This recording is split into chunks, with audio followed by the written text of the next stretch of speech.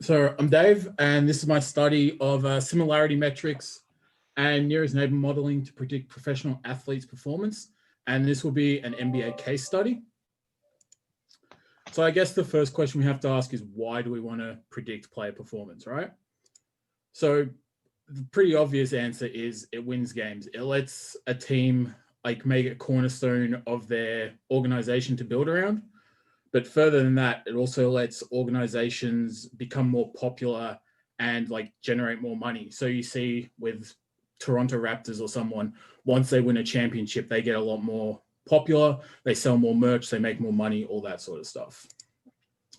But beyond just having one star player, you need to surround them with other players who will give you positive performances. So the Lakers don't win championships if Kobe doesn't have a Shaq or a Powell or someone like that to help him out. This becomes even more necessary in leagues where we have salary caps, because the spending on players becomes such a limited resource. If you overpay players, you're just wasting a resource.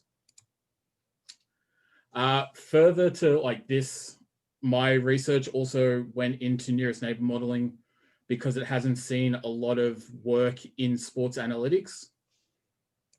So where it has seen work has not been around player performance. It's been in the AFL. Player similarity was used to graphically represent playing lists so that you could see the most similar and least similar players in any playing list, and then maybe compare them to TAC Cup players. So if you had one player out on his own who was dissimilar to everyone else, maybe you could bring in a backup to them. Soccer player potential has seen the use of nearest neighbor modeling, but this used the FIFA video game ratings. And I would argue that FIFA video game ratings don't really represent a player's true ability, because there's marketing aspects to it that may bump up or bring down certain players' ratings. Most of the player similarity to predict performance has really been on sporting websites, such as the Baseball Perspective and 538, which have seen Picotta and Carmelo become quite popular within the sporting communities. But how do we use nearest neighbor modeling to predict players, right? So we've all heard of one player being called the next X. So Kobe and Jordan, Sidney Crosby and Wayne Gretzky, Messi and Maradona. But are these just superficial comparisons that we create in our head, or are they an actual useful comparison? So what parameters do we need for to best compare these players? How do you represent these players to have them be comparable at all? And then once we've done all that, can a previous player's career be used to predict a current player's future? So let's start with how you can even measure players and show them to be comparable. So players can be measured in multi-dimensional space, which I've represented here by this radar graph. And each point in the graph represents a different aspect of a player's ability. So this is Sam. He's a player who's built his game around stopping the opposition. So let's look how Sam could be represented in multi-dimensional space. So we can see here that Sam is quite high in things like stealing, blocking, rebounding, while only being an average player in passing and shooting. Actual player who Sam might be similar to is Dennis Rodman, one of the greatest defenders and rebounders of all time.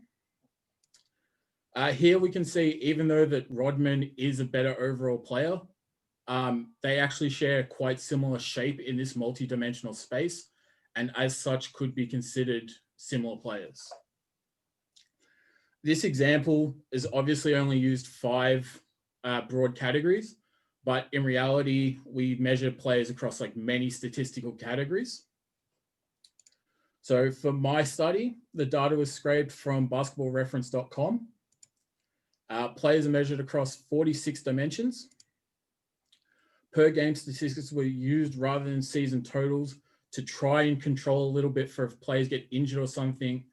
Their end of season totals you would see lowered, but their per game statistics might still be at a higher level. So data was taken from 1979-80 season. This is because this is when like more advanced statistics became available. And it ended with the last complete year that I had, which was the 2018-2019 season. A player's first 3 years in the league were used to find similar players. The thinking here is at the end of a player's third season in the league, he's coming to the end of the rookie contract. So teams are having to start to think whether will we re-sign this guy to a contract? Can we actually afford to re-sign him to a contract if he's looking like he's going to be a superstar player? And if we can't afford to re-sign him, can we start to look at trading away a commodity to gain something back? Also, because players at the start of their career are probably have more variance as they're developing, if a model can do well at predicting these players' performances, it should be generalizable to later stages of a player's career.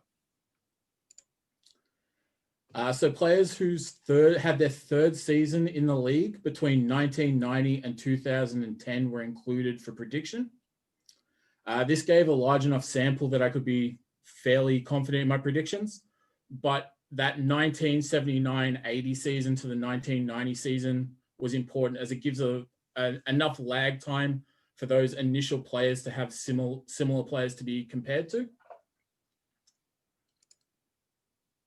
So this data was put into nearest neighbor models. These models have 3 hyperparameters. The first being the data processing. So the first data processing trialed was 0 to 1 normalization. This makes all data points in a category fall between 1 and 0.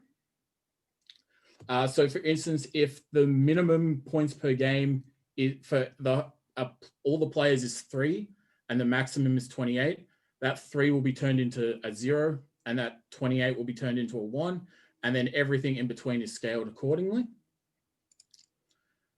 This means that all statistical categories have the same weight on the similarities. So we see like a player will always have more minutes played than say steals. So this makes them have the same weight on what we're actually looking at.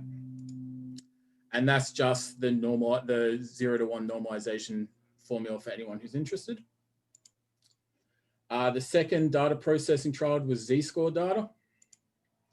So this can be thought of as like how far a data point is away from the mean. For NBA players, it's how far is a player how far does a player deviate from what would be classified as the average NBA player? And that's just the formula again. Principal component analysis was trialed for dimension reduction. So this is because we would expect to see certain statistics be highly correlated with each other. And because of this, one broad group of statistics may have an uneven weight on predictions. This would reduce statistics that are highly correlated into fewer dimensions. So if we had a smaller data set made up of points, shots, shooting percentage, defensive rebounds, offensive rebounds, total rebounds, assists, and steals, principal component analysis aims to bring correlated statistics into one dimension.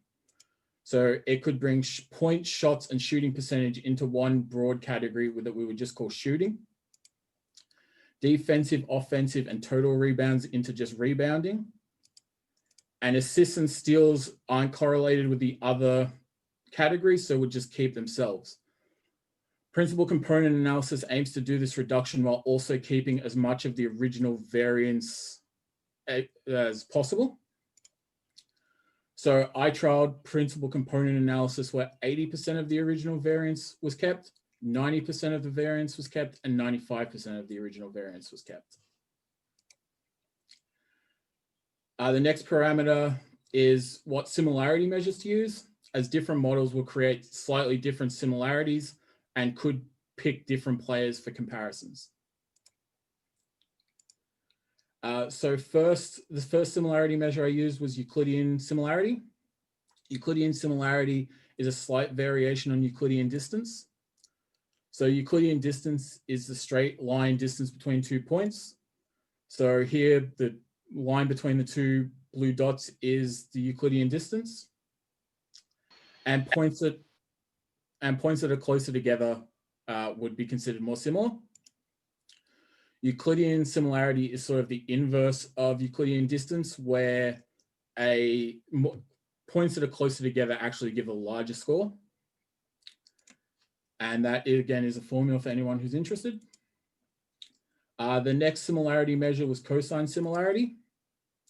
So it measures the cosine angle between two players. So players who are very similar would be a score closest to 1. Players who are as similar as dissimilar are scores closest to 0. And players who are opposites are scores closest to -1. And the formula again. So the final hyperparameter is the number of nearest neighbor models used, or the number of nearest neighbors used. This is the total number of players used to build the prediction of the target player. So I used 5, 10, 15, 20, and 25 nearest neighbors.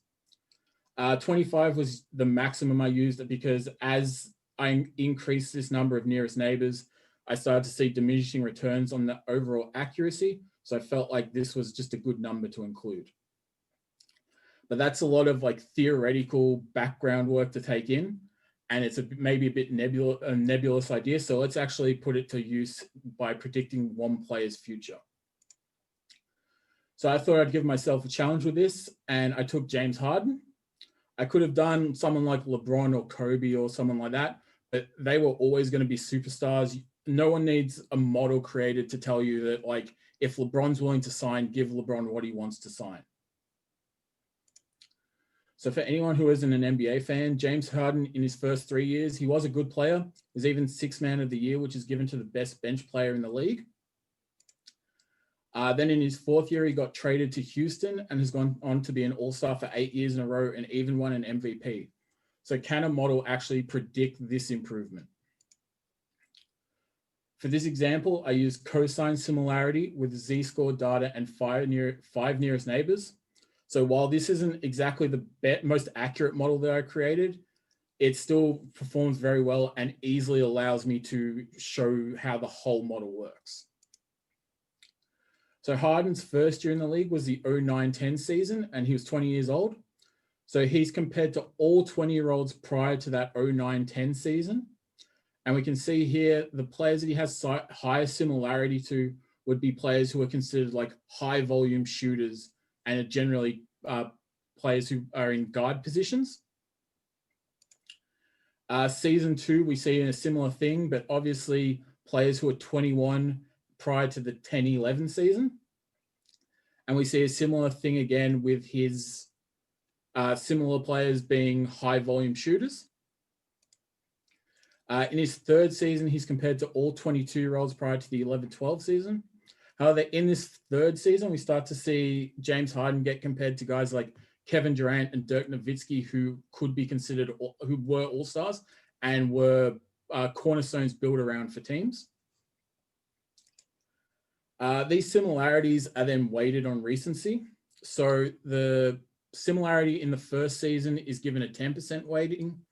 Season 2 is given a 30% weighting, and season 3 is given a 60% weighting. This is because, especially for young players, you would expect more recent performances to be more indicative of how they will perform in the future as they start to continue to develop their games.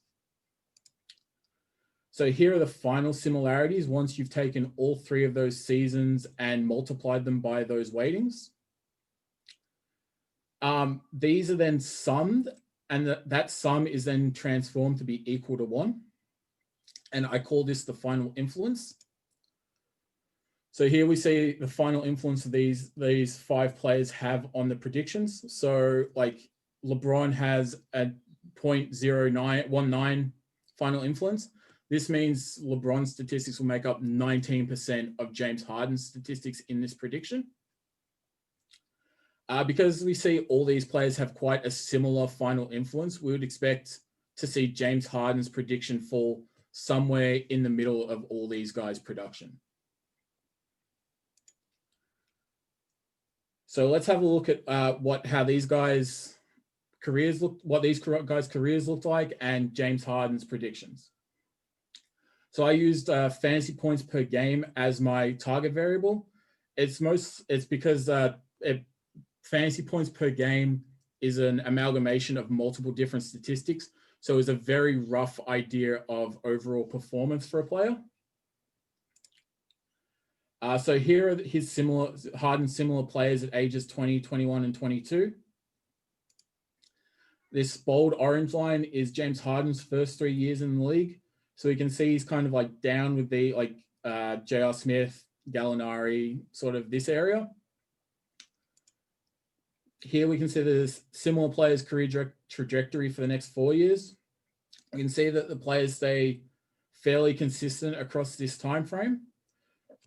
Let's see how this affects James Harden's predicted fantasy points, because we'd expect to see a big improvement in his fantasy points per game to get him to that all-star level that he hits at age 23. So we do see some increase here, but he's not up to a level of like a LeBron or Durant that we see in these top two lines. One of the comparison models I used was a random forest, represented here by this yellow line. We can see that it keeps Harden as a much more stable performer from his first 3 years to his next 4, rather than seeing the increase in production that we would have expected. So here we see Harden's actual performance, and his production increase is higher than either of the predicted models. So this is where it becomes a thing of no model is ever going to be exact with measuring performance. Like human performance is very hard to measure. So it then becomes a question of, would this nearest neighbor model back up Houston's decision to trade for James Harden and then sign him to a long-time contract? So the trade is a bit hard, like will take too long to really get into to compare players. So let's just look at this in terms of a contract. So the nearest neighbor model predicted James Harden to be in the top 7% of players over his 4th, 5th, 6th, and 7th seasons in the league for fantasy points per game, when in actuality he was in the top 2% of players in this time frame. After his trade to Houston, Harden was given a 5-year contract with an average salary of $15.6 million. In the year that he signed that contract, the average salary of the top 10 highest earning players was $20.5 million. So the question would be, as an NBA general manager, would you be willing to give Harden 75% of these top 10 guys' contracts, given what these models have predicted? And that's not something I can answer. Only an NBA GM could answer that, really. So hopefully that gave everyone sort of a background idea of how these predictions are made. But let's see how they actually predicted overall. So I used root mean square error for fantasy points per game as the accuracy measure. The standard deviation, this root mean square error can be thought of as the standard deviation of the residuals. It was used because it punishes predictions with larger errors, and over or under predicting players can be hugely detrimental to an NBA team. And then we just have that formula again. So this graph will be looking at all models created using Euclidean similarity. Here we can see the color and shapes for all the data processing. The x-axis will have as the prediction years. The graph is split up by the number of nearest neighbors used and the 2 comparison models, which are linear regression and random forest. With 5 nearest neighbors, we can see that 0 to 1 normalized data and z-score data perform the best. And as we would expect, the error increases as the predictions move further into the future. The black lines are the error if the predicted fantasy points for each player was just the average fantasy points for the data set, and the error bars represent the standard error of the predictions.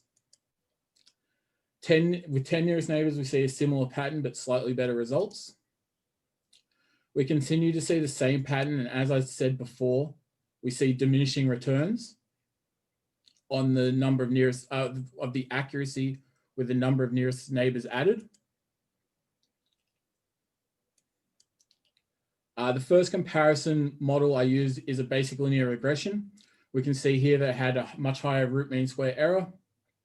This is partly because human performance isn't necessarily linear, but also many of the models suffered from rank deficient matrices.